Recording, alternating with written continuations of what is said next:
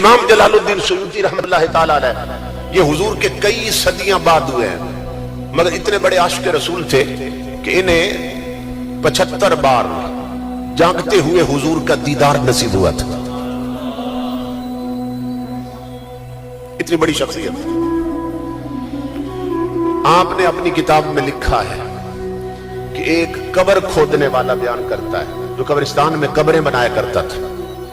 وہ کہتا ہے اللہ کی عزت کی قسم میں نے ایک قبر میں جو پرانی ہو کے گر گئی تھی اس میں ایک میت دیکھی کہ جس کے سر سے پاؤں تک ہر جگہ پہ کیل ٹھوکے گئے تھے اور سب سے بڑا کیل اس کے دماغ میں ٹھوکا ہوا تھا، اور ایسے کیل میں نے کبھی نہیں دیکھے. ایک اور قبر کھودنے والا کہتا ہے اللہ کی عزت کی قسم میں نے ایک میت دیکھی کہ جس کی پوری کھوپڑی میں جہنم کا سیسا پگھلا کے ڈالا گیا تھا. امام الانبیاء نے فرمایا ہے من جلس الی قینۃ یسمع منها صب فی اذنہ لعنۃ یوم القیامہ. آقا فرماتے ہیں جس نے کسی گانے والی کا گانا سنا، گانے والی کا گانا سنا، اس کے اڈے پہ جا کے سنا یا اسے اپنے گھر بلا کے سنا، اسے شادی پہ منگوا کے سنا یا اس کی سی ڈی خرید کے سنا یا اس کی آڈیو بنا کے سنا یا اس کی ریکارڈنگ کر لی اپنے موبائل میں، کیونکہ اصل جرم ہے سننا. آقا نے فرمایا من جلس الی قینۃ جس نے کسی گانے والی کا گانا سنا قیامت کے دن جہنم کی آگ میں سیسا پگھلا کر اس کے دونوں کان بھر دیے جائیں گے.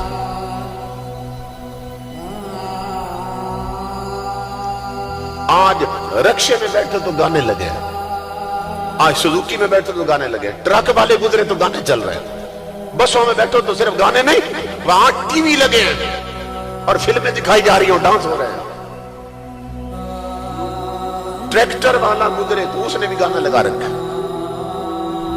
یہ زمیندار لوگ جو لکڑی کے ہل چلایا کرتے تھے، لکڑی کے ہل، وہ وضو کر کے جاتے تھے جس دن انہوں نے ہل چلانا ہوتا تھا تاکہ رزق میں برکت آ جائے. پھر ادھر ہل چلاتے ادھر اپنے نبی پہ درود پڑھتے رہتے، کلمے کا ورد ہوتا رہتا. کوئی سورہ یاسین پڑھتا، کوئی سورہ کاف پڑھتا، کوئی سورہ واقعہ پڑھتا، تو ہر دانے پر رحمت اتر رہی ہوتی تھی. اب اللہ نے دولت دی اور زمینداروں کے پاس اب ٹریکٹر آ گئے. اب صورتحال کیا ہے کہ ادھر زمیندار کا بیٹا ہل چلا رہا ہے، اس زمین سے رزق لینا ہے، ادھر ٹریکٹر پر بھی کجری کا گانا چل رہا ہے. ہم نے رزق کو بھی ناپاک کر دیا، ہر دانے پہ لعنت اتار لی. ایسا اناج کھانے والی کام امام الانبیاء کے غلاموں، وہ ڈسکو ڈانسر تو دیکھتی اور سنتی ہے، وہ نمازوں سے تو غافل ہوتی ہے، مگر وہ قرآن خوان نہیں بنتی، وہ 5 وقت کی نمازی نہیں بنتی، ان کی آنکھوں میں شریعت والا حیا نہیں ہوتا. تو جس چیز سے ہمارے نبی روک کر گئے، منع کر کے گئے، سب نے اسی کو جفا مار دیا. حضور سے پوچھا گیا تھا کہ دنیا میں زمین پہ سب سے بری جگہ کون سی ہے؟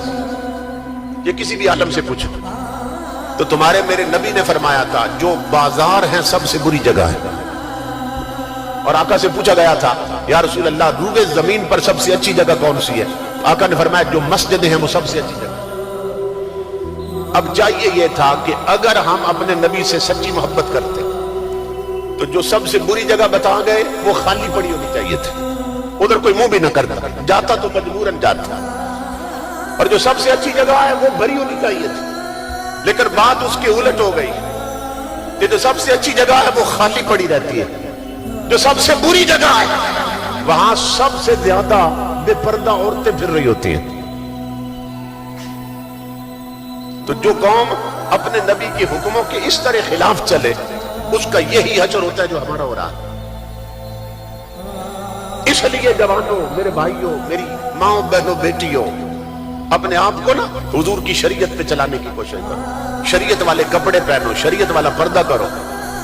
امام الانبیاء نے ایک صحابی ہیں حضرت عبداللہ بن عمرو بن عاص، وہ آئے حضور کی بارگاہ میں، انہوں نے کپڑے سارے اسلامی پہنے ہوئے تھے، صرف کپڑوں کا رنگ وہ تھا جو اس دور میں کافر پہنتے تھے، اس رنگ کے کپڑے کافر پہنتے تھے، زعفرانی رنگ کے کپڑے پہنے تھے. امام الانبیاء نے فرمایا ان ھذہ من ثیاب الکفار، فرمایا میرا غلام ہو کر کافروں والا رنگ پہن رکھا ہے، فرمایا اتار دیں یہ کپڑے۔ انہوں نے عرض کی آقا اس کا رنگ کچا ہے، اگر اجازت دے تو میں رنگ ہی اتار دیتا ہوں۔ آقا اتنے غصے میں تھے کہ حضور نے فرمایا رنگ نہیں اتارنا، کپڑے اتار کے کپڑوں کو آگ لگا دو۔ خدا کے لیے سوچو میری ماں بہنوں بیٹی اور بھائی اور جوانوں بزرگوں، کہ جس نبی کی غیرت یہ بھی گوارا نہیں کرتی کہ ان کے امتی اس رنگ کے کپڑے پہنے جس رنگ کے کپڑے کافروں کے ہوتے ہیں، اس نبی کے دل پہ کیا بیت رہی ہوگی کہ جس کی امت کی اکثریت نے اپنی شکلیں ہی حضور کے دشمنوں والی بنا دی، جس نبی کی امت کی عورتوں نے کپڑے ہی تاجدار کائنات کے دشمنوں والے پہن لی، جن گھروں کا ماحول ہی تاجدار کائنات کے دشمنوں کے گھروں کے ماحول جیسا بن گیا، حضور کے دل پہ کیا بیت رہی ہوگی۔ آقا نہیں چاہتے میرا امتی اس رنگ کے کپڑے بھی پہنے جس رنگ کے کپڑے کافر پہنتے ہیں۔ تو حضور کو خوش کرنا ہے تو حضور کی شریعت پہ چلو۔ دیکھو نا کتنے افسوس کی بات ہے کہ گھر پہ حضور کے نالین کا جھنڈا لگا ہو، چھت پہ لگا ہو نالین کا جھنڈا، اور چھت کے نیچے ہر وہ کام ہو رہا ہو جو نالین والے کی شریعت کے خلاف۔ اس جھنڈا لگانے کا مقصد کیا ہے؟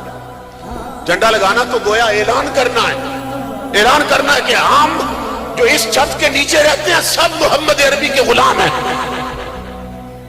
پتہ چلے اس گھر میں حضور کا دین ہے، شریعت ہے، آقا کی شریعت کی قدریں یہاں ہیں، لیکن ہم کس راستے